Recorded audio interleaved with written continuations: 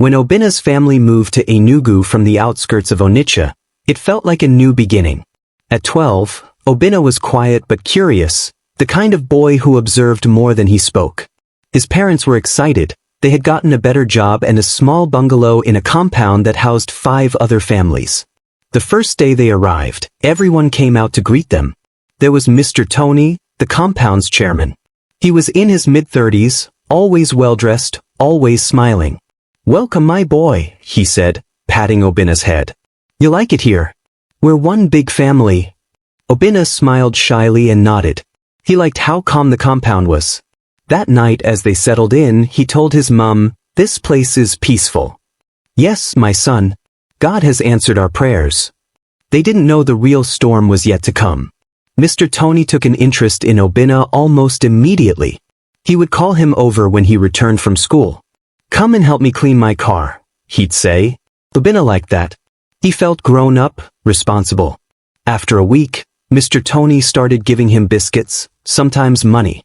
One day he said, "You are like my younger brother. You can come and watch cartoons in my room when Nipa takes light in your flat." Obinna didn't see anything wrong. Mr. Tony had a generator, and the cartoons were better than the ones on his family's old TV. Then one afternoon, everything changed. It was a Saturday. Obinna's parents had gone to visit a sick relative. Mr. Tony called him in to watch a new cartoon. As soon as Obinna entered, he locked the door. "Sit on the bed. I want to show you something," Mr. Tony said, with an unusual calmness. He pulled out his laptop and played a video.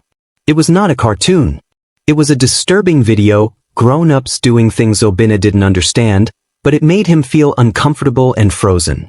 "I know this is strange," Mr. Tony whispered, "but it's okay. I will teach you how to be a man." Then he did what no adult should ever do to a child. Obinna didn't cry. He couldn't. His body was there, but his mind had left. When he returned home that day, he sat quietly, eyes blank. "Are you okay?" his mum asked. "You look tired." "I'm fine," he whispered. He didn't sleep that night. He stared at the ceiling, trying to make sense of what happened. Was it his fault? Did he do something wrong? The next day, Mr. Tony smiled at him like nothing happened. "Remember, don't tell anyone. They won't understand. They'll blame you." Obinna nodded silently.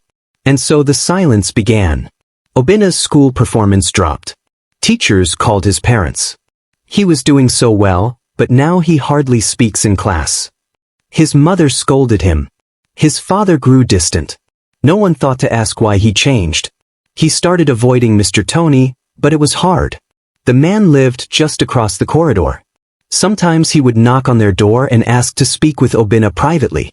One day, Obinna locked himself in the toilet when he saw Mr. Tony coming. He felt like he was going mad. In JSS 2, Obinna's English teacher gave the class an assignment: write a personal diary entry. "No one will read it. It's just for you." Obinna hesitated, then picked up his pen. "I'm not okay. Something bad happened. I don't know how to stop it. I hate myself. I hate the silence. But if I talk, they'll say I'm lying. Maybe I should disappear." He closed the book and placed it inside his locker. He didn't know that his teacher, Miss Ada, had started secretly reading some of the students' entries, not to spy, but to understand them better. When she read Obinna's, her heart froze. Miss Ada waited for the right moment. After class one day, she called Obinna aside. "I saw what you wrote. You don't have to say anything, but I want you to know, I believe you." Obinna broke down. The tears came suddenly, like a river that had been held back for years. Miss Ada held his hands. "You are not alone. This is not your fault. But we must speak to someone who can help." Obinna was afraid, but he nodded. That night, Miss Ada called a child protection officer she knew. The next morning, they visited Obinna's home. When the officer explained everything to Obinna's parents, his mother collapsed to the floor. His father stood still, fists clenched. Obinna could barely look at them. Mr. Tony was arrested that evening. The entire compound was in shock. People whispered, "But he was such a good man." The investigation revealed that Obinna wasn't the only child. There were 2 others, boys who had moved out with their families long ago. Obinna's parents begged him for forgiveness. They cried for not noticing, for not protecting him.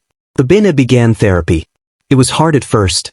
Talking about it brought the memories back. But over time, he learned how to process the pain. He returned to school with a new confidence.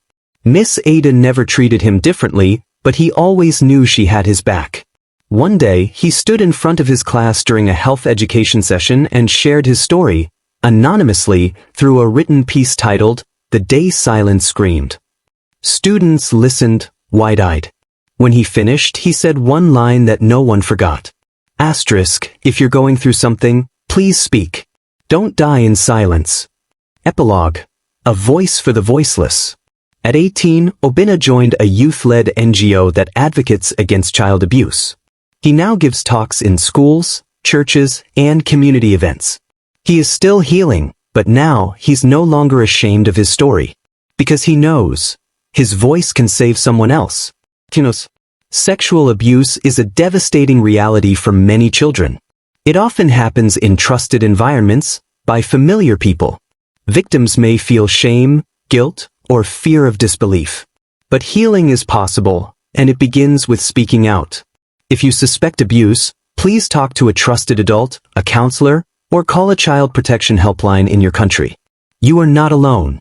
Thank you for watching. Make sure you like and subscribe. Don't forget to turn on your notification bell for newly created content.